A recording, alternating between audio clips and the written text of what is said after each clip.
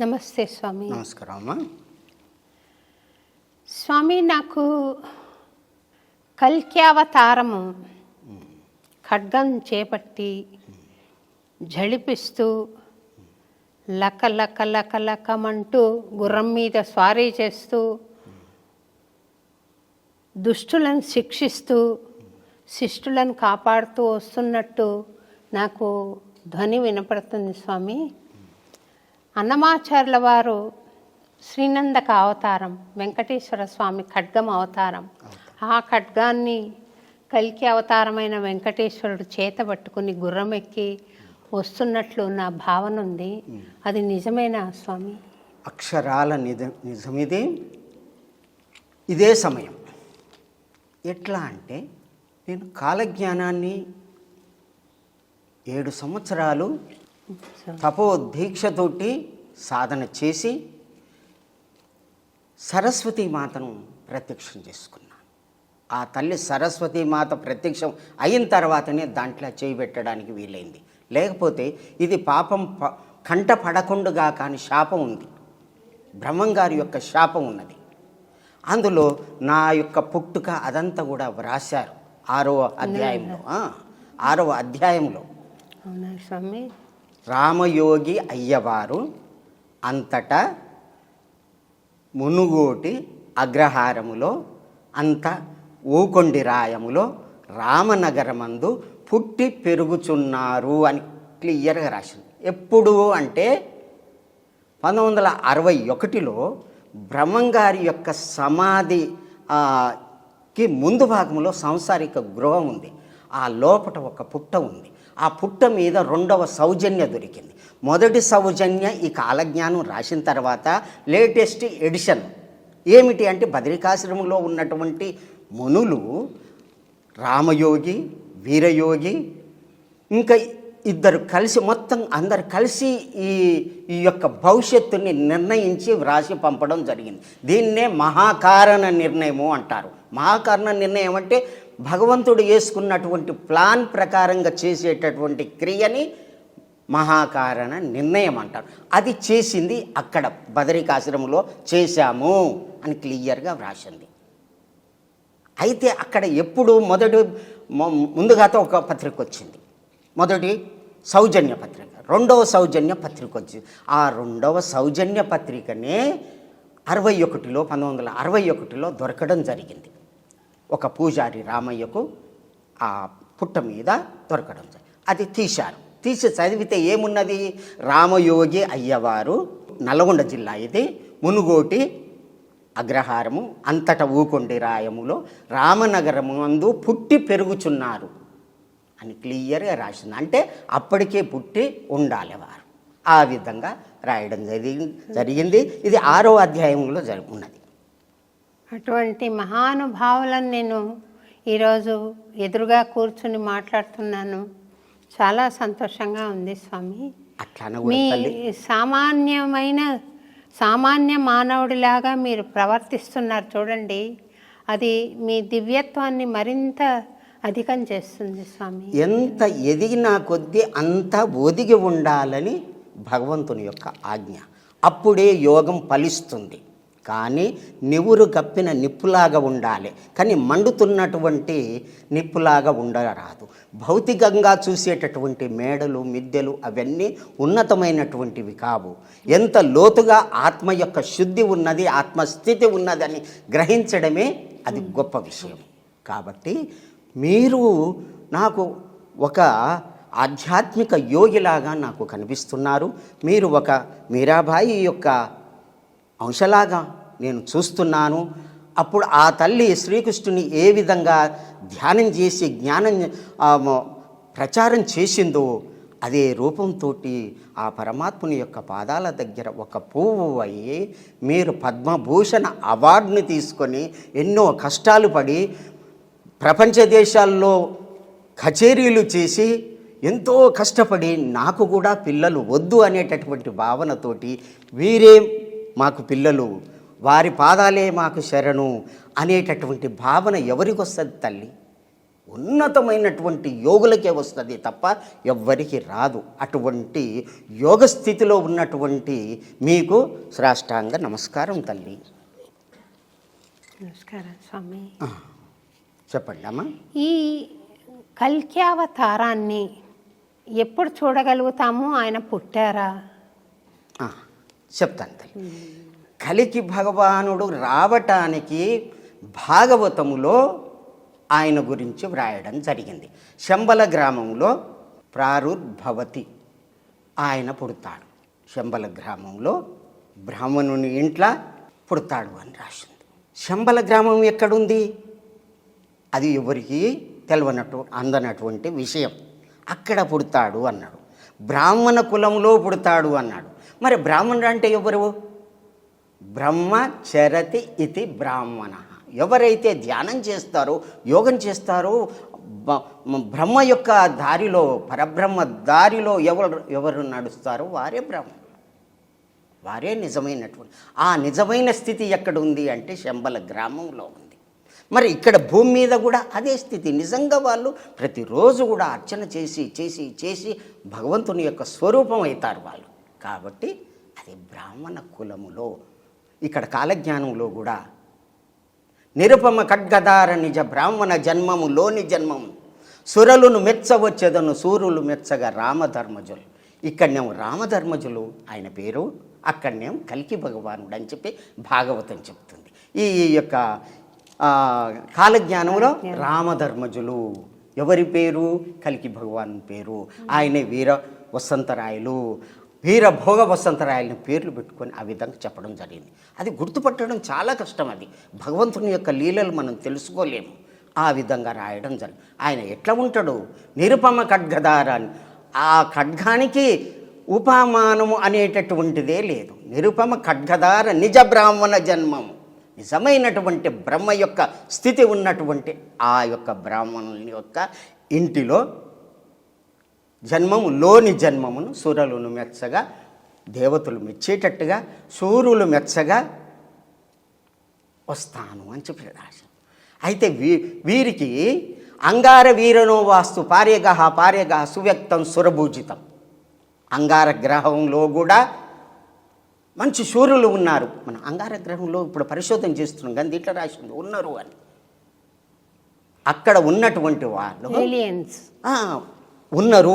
అంగార వీరనో వాస్తు అంటే ఉన్నటువంటి వారు. వీరనో వాస్తు పార్యగ అంటే ఇదంతా తెలుసుకొని, భగవంతుని గురించి తెలుసుకొని ఇక్కడికి వస్తారట. సువ్యక్తం సురపూజితం, వాళ్ళు ఎవరట? దేవతల చేతనే పూజింపబడేటటువంటి మహాత్ములు కూడా భగవంతుని యొక్క నీడలో రావటానికి సిద్ధంగా ఉన్నారు. అట్లా ఆయన కల్కి అవతారం పుట్టారా స్వామి? అయితే కలియుగము శ్రీకృష్ణుని యొక్క వైకుంఠం పోయేటటువంటి టైం నుంచి లెక్క పెడితే 1901 వరకు 5000 అవుతుంది. ఈ కాలజ్ఞానం ఏం చెప్తుంది అంటే పంచసహస్రానిపై తెలిసేనిమా అన్నాడు. 5000 తర్వాత, కలియుగం 5000 తర్వాతనే ఇది వర్తిస్తుంది అని క్లియర్గా రాశాడు. 5000 కంటే ముందు భూదేవి, బ్రహ్మదేవుడు, దేవేంద్రుడు, మునులు అందరూ వైకుంఠానికి పోవడం జరిగింది అని 10వ అధ్యాయంలో మొదటి పేజీలో రాయడం జరిగింది. అక్కడికి పోయి ఏం చేశారు అంటే ప్రార్థన చేశారు. స్వామి, ఇప్పటికే చాలా పాపం పెరిగిపోయింది. అసలుకి ధర్మం అనేది 4 పాల ధర్మంలో 1 పాలు ఉండాలి, ఆ 1 పాలు కూడా లేదు, అప్పటికి లేదు. 2000 సంవత్సరాలు మ్లేచ్చుల పాలనే జరిగింది. 3000 వరకే. ఎప్పటి నుంచి? పరీక్షిత్ మహారాజు నుంచి విక్రమార్కుని దగ్గరికి అంటే 3044 వరకే జరిగింది. అంతకుముందు కూడా అటు ఇటే జరిగింది. తర్వాత 2000 సంవత్సరాలు పూర్తి మ్లేచ్చులు. ఆ విధంగా ధర్మ లోపం రావడం వలన భగవంతుడు రాక తప్పలేదు. అయితే 4,32,000 సంవత్సరాలు కదా అసలుకి వాస్తవానికి. అది జ్యోతిష్య గణన ప్రకారం, అది భారతీయ ఖగోళ శాస్త్రంలో వ్రాయబడినటువంటి లెక్క అది. అయితే ధర్మ సంస్థాపన కొరకు, ధర్మరక్షణ కొరకు ఎప్పుడైతే ధర్మం లోపిస్తుందో భగవంతుడు రావాలి. అభ్యుత్థానం అధర్మస్య తదాత్మానం సృజామ్యం, నేను తప్పనిసరి వస్తాను అధర్మాన్ని నాశనం చేయటానికి. అధర్మం ఏమీ లేవు, 4 పాదాల్లో ఏది లేదు, ఒకటి లేదు. సత్యము లేదు, దయ లేదు, తపస్సు లేదు, దానం లేదు. ఇవే ముఖ్యమైనటువంటి ధర్మాలు, ముఖ్యమైనటువంటి సత్యయుగం యొక్క ధర్మాలు ఇవి. ఇవే కాకుండా ఎన్నో ఉన్నాయి. అవి సూక్ష్మ ధర్మాలని, ఆశ్రమ ధర్మాలని, వర్ణాశ్రమ ధర్మాలని చాలా చెప్పుకోవచ్చు. కానీ ముఖ్యమైనటువంటివి 4. ఈ 4 ఉన్నప్పుడే ధర్మం ఉన్నది అని అర్థం. ఎప్పుడైతే పోతుందో లోపించింది అని అర్థం. ఆ 4 ఎప్పుడు ఉంటాయి? సత్యయుగంలో ఉంటుంది, కృతాయుగంలో ఉంటుంది. ఆ కృతాయుగం ఎప్పుడు వస్తుంది అంటే గురువు, చంద్రుడు, సూర్యుడు, గురువు ఏకరాశిలో పుష్యమీ నక్షత్రంలో ప్రథమ పాదములో కర్కాటక రాశిలో చేరినప్పుడే కృతయుగ లక్షణం మారుతుంది. ఎప్పుడు కలియుగం పోయి కృతయుగం మారుతుంది అన్నాడు. అయితే ఎప్పుడు మారింది అది? 1/8/1943లో మారింది. భాగవత గ్రంథ ఆధారంగా వేదవ్యాసుని యొక్క వ్రాత ప్రకారంగా వచ్చింది.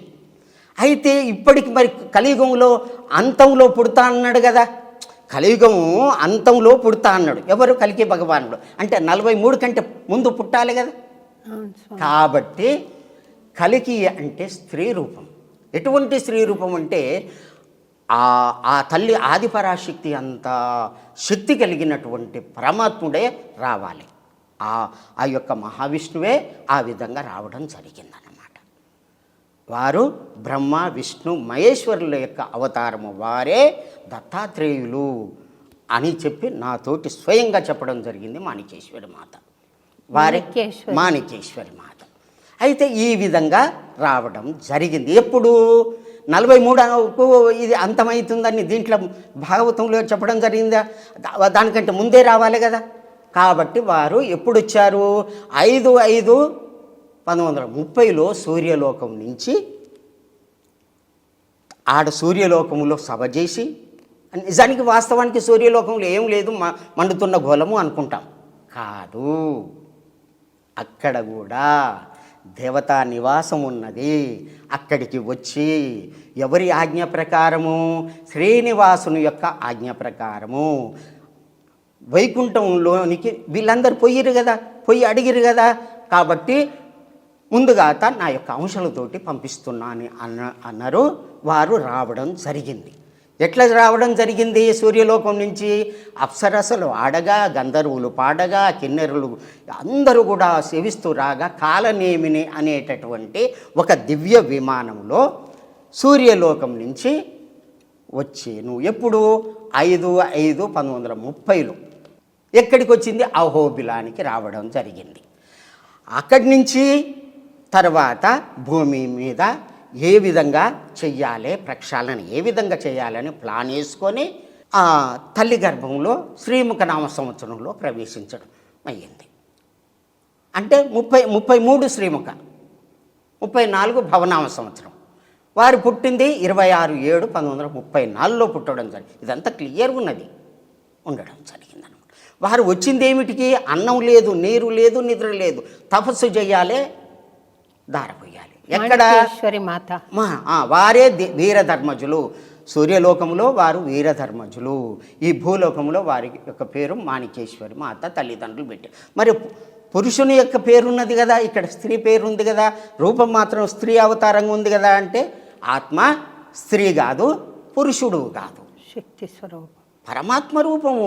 తల్లి గర్భానికి ప్రవేశించిన తర్వాతనే స్త్రీ పురుష భేదాలు అనేవి వస్తాయి. కాబట్టి ఆ విధంగా రావడం జరిగింది. జరిగిన తర్వాత ఈ భూమి మీదకి వచ్చిన తర్వాత ఎక్కడెక్కడ తన శిష్యులు ఉన్నారో, వారి అనుచరులు ఎక్కడున్నారో వాళ్ళ ఇంటికి పోయి మాయమైపోయి పిలుచుకోవడం జరిగింది. అట్లాగే నా దగ్గర కూడా వచ్చినాం. అట్లాగే ఎంతోమంది దగ్గరికి పోయి వాళ్ళని దగ్గరికి తీసుకొని, రాములు నువ్వు ఈ పని చేసేది ఉన్నది, ఈ పని చెయ్యి అని నాకు ఆ ఆశ్రమంలో సాహిత్య సేవ నాకు ఇవ్వడం జరిగింది. అహింసా పద్ధతి బోధించాలి, భక్తుల్ని మార్చాలి, వాళ్ళ యొక్క అజ్ఞానాన్ని తొలగించాలి. భాగవతం చెప్పడం, కాలజ్ఞానం చెప్పడం, భగవద్గీత శ్లోకాలు చెప్పి చదివి వినిపించడం 30 సంవత్సరాలు ఆ విధంగా చేసి ఉంటుంది. ప్రచారం చేయడం, అహింస ప్రచారం. మళ్ళీ వారు వచ్చినటువంటి వాళ్లకు శక్తిపాతం చేసి వాళ్ళని దివ్యత్వం ఇవ్వడం. అట్లా అమ్మను చూసి శక్తిపాతం కలిగి వాళ్ళకి ఏమీ తెలియదు, వాళ్ళంతా పిచ్చోళ్ళలాగా తిరిగారు. అంత వాళ్ళు యోగులు, ఎంతమంది యోగులు, ఎంతోమందికి అమ్మ అన్నం లేదంటే అన్నం పెట్టించారు. అక్కడ అది ఎటువంటి ప్రాంతం అంటే కర్ణాటక, ఆంధ్ర మధ్య భాగంలో కనీసం అక్షర అభ్యాసం కూడా తెలియనటువంటి వాళ్ళు, ఓం నమ శివాయ అనేటటువంటి మంత్రం కూడా అనరానటువంటి వాళ్ళు అక్కడ ఆ ప్రాంతంలో ఉన్నారు. అటువంటి వాళ్లకు బసవేశ్వరుని యొక్క గుడి కట్టించి ఓం నమ శివాయ అని అనిపించి, అంతకుముందు మాంసం తిన్నటువంటి నాలుక లావైతుంది అనరాదు, అటువంటి వాళ్ళకు ఇది తప్పు నాయన అని చెప్పి రోగాలు నొప్పులు అవన్నీ తగ్గించి అన్నం పెట్టి అన్నదానం చేసి వాళ్ళని భక్తులుగా మార్చింది. లక్షల మందిని, కోట్ల మంది విదేశాల నుంచి కూడా వచ్చారు. అమ్మ ఎక్కడంటే అక్కడ కనిపిస్తుంది, ఈడ ఉంటుంది, ఇంకా వేరే దిక్కులో ఉంటుంది, ఎక్కడనైనా తిరుగుతుంది. ఇక్కడ అమ్మ ఇక్కడ ఉండి మాట్లాడితే మా గృహంలో నల్లగొండలో రాములు రా అంటే వచ్చేది, ఈడ ఉండి పిలిస్తే ఆడ నాకు వినబడితే ఈడికి వచ్చేది. చూడు, అటువంటి గురువు నాకు ఏడ దొరకాలమ్మా, అటువంటి తల్లి నాకు ఏడ దొరకాలి. అయితే నేను పుట్టినప్పటి నుంచే నాకు యోగ జ్ఞానం ఉన్నది. 4 సంవత్సరాలకి ఆత్మజ్ఞానం దివ్య పురుషులు కలిగించడం జరిగింది. ఆ స్థితితోటి నేను సంస్కృతం, తెలుగు పండితునిగా చదువుకొని నేను వేదం చదువుకోవాలి, శాస్త్రం చదువుకోవాలి, భగవంతుని దారిలో నడవాలని చిన్నప్పటి నుంచి ఉండేది. ఆ విధంగా ఇదయ్యి 1966-67లో ముమ్మడివరం పోయి వారిని దర్శించుకొని, నా గురువు నీవైతే స్వీకరించు స్వామి, లేకుంటే నా గురువు ఎవరో నాకు దొరికేటట్టు చేయమని వారిని ప్రార్థించడం వల్ల వారి యొక్క శ్వాసని నా మీద ఊదడం జరిగింది. అదే ఆశీర్వాదం. అప్పటి నుండి ఆ మళ్ళీ శ్వాసను అంటే ఎవరు స్వామి? బాలయోగి, శివ బాలయోగి. బాలయోగి ఆ విధంగా చేయిన తర్వాత 78లో అమ్మ 1975లో యానగందులో మాయమయ్యి శ్రీశైలం పోయి అక్కడ 3 సంవత్సరాలుండి తపస్సు చేసి శివునితోటి మాట్లాడి, ఎట్లా మాట్లాడిందంటే ఇప్పుడు బ్రహ్మరంభ గుడి ఉన్నది కదా, ఆ గుడిలో ఇక్కడ ఇటు ఈశాన్యమూల నుంచి చిన్న రంధ్రం ఉంది, సూక్ష్మ రూపంతో లోపలికి పోతూ ఉంటే అక్కడ దేవతా పోలీసులు ఉన్నారట. వాళ్ళు అడ్డగించిరట, శివుడు తపస్సు చేస్తున్నాడు, లోపల కొలను ఉంది, తపస్సు చేస్తుండు, మీరు పోరాదంటే నేను కూడా తపస్సు చేస్తాను, వారిని కలిసి మాట్లాడతానంటే ఆజ్ఞ తీసుకొని వస్తే అప్పుడు తీసుకపోతే నాగేంద్రుడు ఉన్నాడట, పోలీసులు ఉన్నారట, దేవతా పోలీసులు. అమ్మ చెప్తుంటే నేను ఎక్కడ ఏ శాస్త్రంలో రాసలేదు. పోయిన తర్వాత 45 నిమిషాలు మాట్లాడిండు. ఏమని? ఈ యొక్క భూమండలాన్ని ఎట్లా ఈ విధంగా చెయ్యాలి, పాపాత్ములు ఏ విధంగా దూరంగా చేయాలి, తల్లి ప్రేమతోటి చెయ్యాలి, చిన్నగా ముద్దలు తినిపిస్తూ పిల్లలకి ఏ విధంగా ప్రేమను అందిస్తూ బోధిస్తారో అట్లా ఆ అమ్మ నేర్పడం జరిగింది. చంపడం కాదు ముఖ్యం, చంపితే గొంతు పోతుంది, ఆత్మ ఎట్లయితుంది, మనసు ఎట్లా మారుతుంది. కాబట్టి ఆ విధంగా ఆ అవతారం రావడం జరిగింది. శివుని యొక్క ఆజ్ఞ చేత అమ్మ మళ్ళీ రావడం జరిగింది. నాకు శ్రీశైలంలో అది కరీంనగర్లో దర్శనం ఇచ్చింది. అమ్మ యొక్క అనంతమైనటువంటి రూపాన్ని మొదటిసారే నేను చూశాను, మొదటిసారి విశ్వరూపాన్ని చూశాను. ఆహా, ఇటువంటి పరమాత్మ నాకు దొరకడని చెప్పి అమ్మని వదిలిపెట్టలేదు. ఇక నన్ను కూడా అమ్మ వదిలిపెట్టలేదు. తర్వాత ఈ కాలజ్ఞానం ఎట్లా అంటే నేను పైసలు పంపలేదు, ఏది లేదు, నా ఇంటికి వచ్చింది. అప్పటి నుంచి దాంట్లో కాలజ్ఞానం తీసి, స్వామి నీ దయ ఉంటే నా గురించి ఏముందో చెప్పు స్వామి అని ఇట్లా తీసి ఇట్లా ఎలిపెట్టాను. నువ్వు చూడు, నువ్వు అడిగేది చూడు, నీవు ధర్మాత్మునివి, నేను అనంతుడను.